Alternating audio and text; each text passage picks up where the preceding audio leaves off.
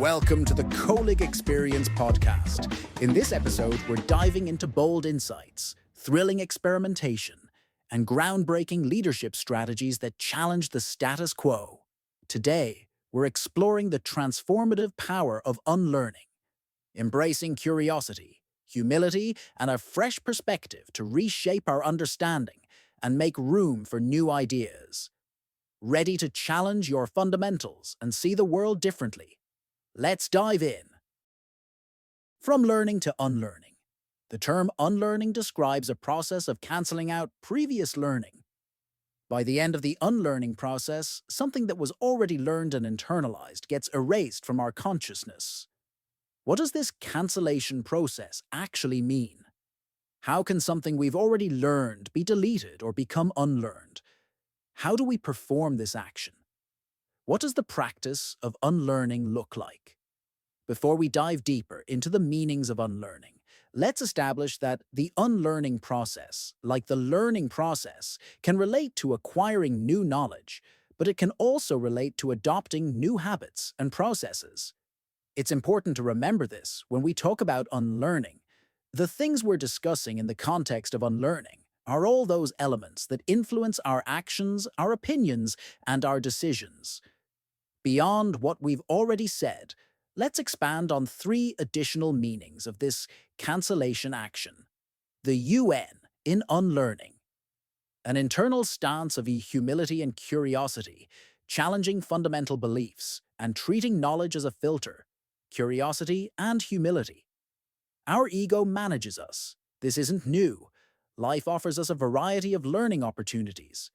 This isn't new either. We're surrounded by people from whom we can learn many things. We can learn from them in the sense of knowledge transferring from their minds to ours. And we can observe them to see how they do things and try to imitate them.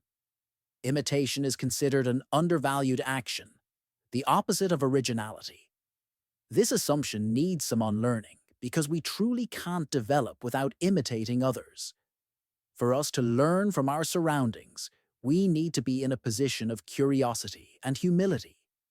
Curiosity means wanting to listen and understand what the other side has to say when we know how to release the automatic judgment we have when listening to others' opinions, when we don't reduce them to frameworks we've predetermined about them, and when we assume they have something to teach us. Let's consider a real example from our work with a major media agency. The senior leadership team was struggling with adopting programmatic advertising because they had deep expertise in traditional media buying. Their knowledge of relationship-based negotiations and premium placements had served them well for decades. However, when younger team members suggested automated bidding strategies, the leadership initially dismissed these ideas because they didn't fit their mental model of how effective media buying should work. The unlearning process required them to approach these conversations with genuine curiosity about what the junior staff had discovered, rather than automatically filtering their suggestions through established practices. Curiosity is authentic interest in what people around us think and feel, not because we should do this, but because it matters to us, because we genuinely want to know. This happens if we don't place ourselves at the center all the time, if our ego shrinks a bit and gives space for more people to enter our sphere of interest. This leads us to humility. To learn something new, we need to suspend our ego, set it aside, and for a moment become beginners, people who don't know, who need others to learn from them. This is an interesting point because there's an inverse relationship between how much we declare this position and how difficult it actually is for us to be in it. We know how to say we have no problem learning from everyone, but in reality, it's not really that easy for most of us to be in a position of dependence on others. Challenging fundamental beliefs. Beneath every action we take, beneath every decision we make, and beneath every position we adopt, lie basic foundational assumptions through which we see the world. These are our beliefs about how the world operates. These beliefs are the glasses through which we perceive reality. They're the filter through which new information arrives, or doesn't arrive, to us. Let's give an example. Say there's a manager who opposes working from home. Why? Because he doesn't think it's effective. Why? Because he thinks employees will engage in non-work related activities more than they do when they're in the office. Why? Because their desire or interest is to invest more in personal matters at the expense of work. Why? Because his employees are generally opportunists who prefer their personal benefit over that of the organization. Why? Because that's how people are. It's part of human nature. In other words, ultimately, the decision about working from home stems, among other things, from a basic belief about the nature of human beings. This is just one possibility, of course.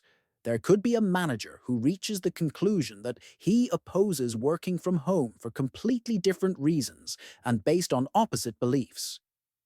Not everyone who opposes working from home necessarily has such a suspicious attitude toward people, but it's reasonable to assume that someone who has such a suspicious belief about their environment would oppose the idea of employees working from home.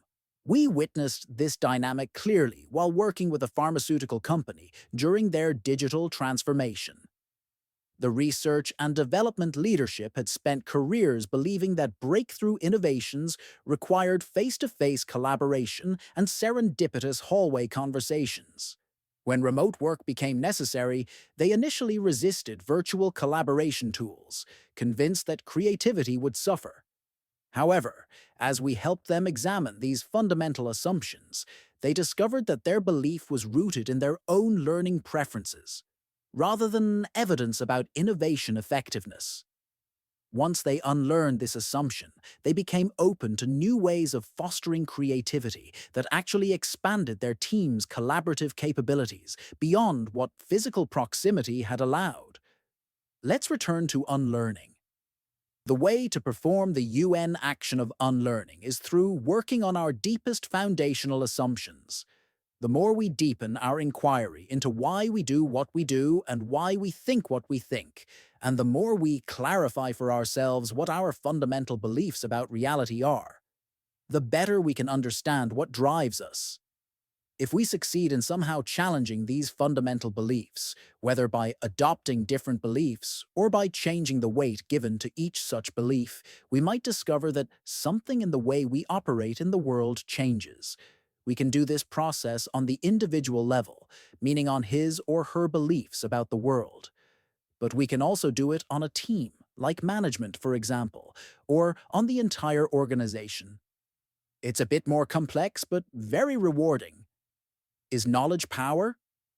Knowledge is a filter. The knowledge we acquire throughout life has, of course, very important value in shaping our role, both our formal role at work and our informal role in life. However, this knowledge also functions as a kind of filter that surrounds us and screens the new knowledge we can learn. The denser our filter becomes, the more it screens out potential new knowledge, allowing less to flow in. Think about the air conditioner filter in your house. It's important. It filters out materials in the air that we don't want coming inside. But over time, it accumulates dust that blocks the airflow to the air conditioner until it impairs the air conditioner's function itself. To avoid such a situation, we need to clean the filter sometimes. Some of us do this. Some of us wait for the air conditioner to break down and then remember to do what should have been done earlier. Unlearning is the periodic action of cleaning the air conditioner filter. Unlearning is asking which knowledge and experience we've accumulated might prevent us from seeing and absorbing important information. Which knowledge hides from us what we don't see that we need to learn. Usually we join courses, training sessions, or workshops to learn something new, something we don't know.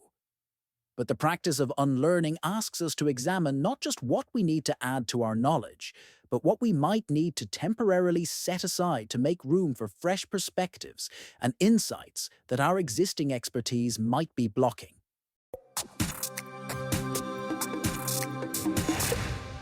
And that's the wrap for today's podcast. We explored how unlearning involves curiosity and humility to challenge our beliefs and embrace new perspectives. Don't forget to like, subscribe, and share this episode with your friends and colleagues so they can also stay updated on the latest news and gain powerful insights. Stay tuned for more updates.